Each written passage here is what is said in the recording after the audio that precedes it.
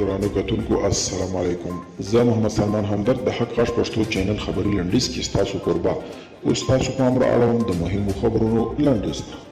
د ناټو سرمنشي وایي له افغانستانه د وتلو په هکله مو دریځ بدل شوی نه دی. د ناټو سرمنشي یانس سټولټنبرګ وایي له افغان ولسمشر اشرف غني سره یې په خبرو کې ویلي چې افغانستان کې یې د ځواکونو په هکله دریځ بدل شوی نه دی. نوموړي له ولسمشر غني سره تر ټلیفوني خبرو وروسته یو ټویټ کې لیکلي چې افغانستان کې د ناټو ځواکونو شتون د دغه هیواد په حالت پورې تړلی دی.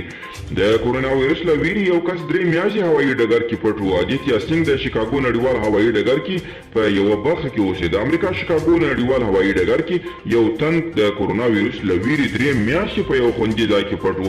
اوسېده. دغه 30 کلن کس چې د آدیتیا سینګ نومیږي د شنبې پر ورځ وروسته له هغه ونیول شو چې د هوایي چلن کارکوونکو ترې غوښتي وو ځان وروپېژني.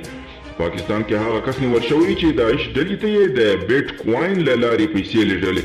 د پاکستان کراچۍ ښار کې د ترهګرۍ ضد اداري او ځایي پولیس ادعا کړې چې د یوې داسې ډلې معلومات یې موندلي چې په وینا یې د ډیجیټلي کرنسي یا بیټ کوین په واسطه یې په سوریه کې د اسلامي دولت نومې ډلې وسلوالو ته پیسې استولې. د پوتین سیاسي مخالف الکسي نوالني په 10 ورځو باندې محکوم شوی. د نړیوالو د نړۍ د مشرانو د نوموړي نیول رد کړي او له بندې د ژر خوشي کېدو غوښتنه کړې ده. د روسیې ولسمشر ولادیمیر پوتین سیاسي مخالفینو یا اپوزیسیون تر ټولو مشهور کس الکسي نوالني چې تیر کال په زهرو مسموم شوی و په مسکو کې نیول شوی دی او د 10 ورځو لپاره د بند سزا ورکړل شوې ده. الکسي نوالني په زهرو له مسمومېدو وروسته په لومړي ځل د یکشنبې په ورځ له جرمني مسکو ته له رسېدو سره سم ونیول شو.